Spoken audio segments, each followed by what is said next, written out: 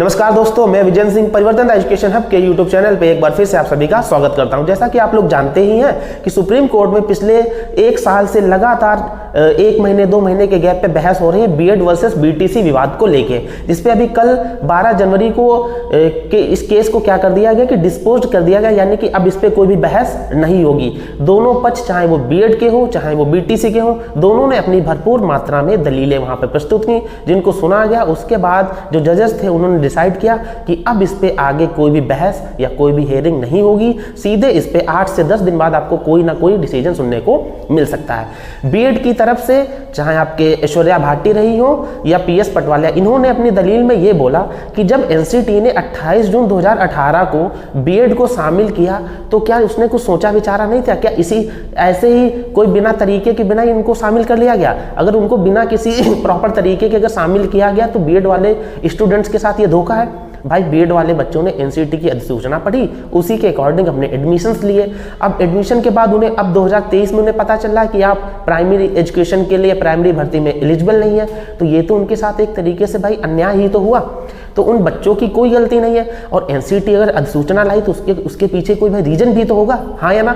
इसी बात को लेके जो भी हमारे बीएड वाले थे इन्होंने अपनी बातें वहां पर बोली। दूसरी दलील में बीएड वालों ने बोला कि जब अभी बंगाल में हो या पंजाब में हो, वहां पे अभी हाल ही में शिक्षक जब भर्तियां हुई हैं तो वहां पे बीएड वाले बच्चे जो अभ्यर्थी थे उनको भी शामिल किया गया। तो क्या अब इस दलील के द्वारा या जो अभी डिसीजन आया, क्या इसके द्वारा बीएड वालों को निकाल दिया जाएगा? क्या ये पॉसिबल है? इसी बातों को लेकर फिर इसके बाद बीटीसी, वो भी पक्ष कहीं से कमजोर नहीं, उसी ने भी अपनी सारी बातें बोली, क्योंकि धारा में ये भी बोला गया है कि अगर किसी भी प्रदेश में बीटीसी अभ्यर्थी पर्याप्त मात्रा में है तो प्राइमरी एजुकेशन में बीएड वाले शामिल नहीं किए जा सकते। तो अगर उनको निकाला जा रहा है तो क्यों निकाला जा रहा है? जब पर्याप्त मात्रा में हमारे यहाँ बच्चे हैं तो क्यों निकाला जा रहा है? हालांकि आज से पहले जब पिछली भर्तियां हुई थी 2017-18 के टाइम, तो उस समय बीटीसी वाले बच्चों की संख्या कम थी, तो खाली सीटों पर बीएड वाले बच्चे तक भर्ती किए गए। उसी के द्वारा फिर एनसीटी ने 2018 में अपनी अधिसूचना जारी की कि बीएड वाले बच्चे भी इसमें शामिल किए जाएंगे। अब यहाँ पे कोर्ट को ये डिसीजन लेना बहुत मुश्किल हो रहा है कि हम किसके पक्ष में दें।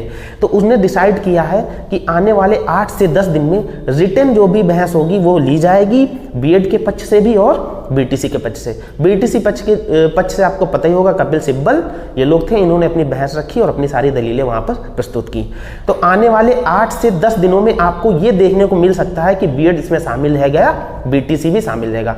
हमारे हिसाब से हमें ऐसा लगता है कि यहाँ पे किसी भी तरीके का इनजस्टिस नहीं होगा और बीएड बीटीसी आई होप दोनों को शामिल किया जाएगा, क्योंकि अगर बीएड वालों को निकाला गया तो ये उनके साथ अन्याय इसलिए है कि उन्होंने तो एडमिशन लिया था एनसीटी की अधिसूचना के द्वारा, और अब ऐसा बताया जा रहा है कि वो इसके लिए एलिजिबल ही नहीं है। तो भाई ये तो एक तरीके से केंद्र और राज्य का अपना विवाद हो गया। इसमें केंद्र राज्य अपनी बातें समझे कि हमने क्यों भाई एनसीटी लाया, और राज्य जो और भी राज्य है जहां बीएड ऑलरेडी एलिजिबल है, जहां पे जो वैकेंसी निकल रही है उसमें बीएड वाले भी फॉर्म भर रहे हैं, तो क्या वो वाले निकाल दिए जाएंगे? या जो पिछली भर्ती हो चुकी हैं उससे बीएड वाले निकाल दिए जाएंगे, जो कि संभव कहीं से भी नजर नहीं आ रहा। तो आप लोग देखना 7 से 8 दिन में या 10 दिन में आपको सुप्रीम कोर्ट की साइट पे इसका शॉर्ट नोट अपलोड कर दिया जाएगा, वहां से आप देख सकते हो कि क्या डिसीजन आया है। और जहां तक डिसीजन यही रहेगा, क्योंकि इसमें 2 से 3 ऐसे पॉइंट हैं जिसमें बीएड थोड़ा आगे निकल रहा है, तो आई होप बीएड को इसमें शामिल किया जाएगा।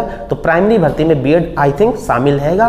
बाकी जो डिसीजन होगा वो अपना कोर्ट का अपना रहेगा, जो कि आपको 10 से 15 दिन में मिल जाएगा। और अगर आप बीएड और बीटीसी के अभ्यर्थी हैं तो ज़्यादा इस विवाद में ना उलझे, आप अपनी तैयारी पे फोकस करें, क्योंकि तैयारी अगर आपकी अच्छी होगी तो आपको मौका मिलेगा और आप तुरंत इस मौके अवसर का फायदा उठाओगे और अपनी एक सीट पक्की करोगे। तो आप लोग फोकस करें अपनी तैयारी पे, इन विवादों से थोड़ा दूर ही रहें। ये विवाद होते ही हैं इसलिए हैं ताकि बच्चे यहाँ पे डिस्टर्ब रहें।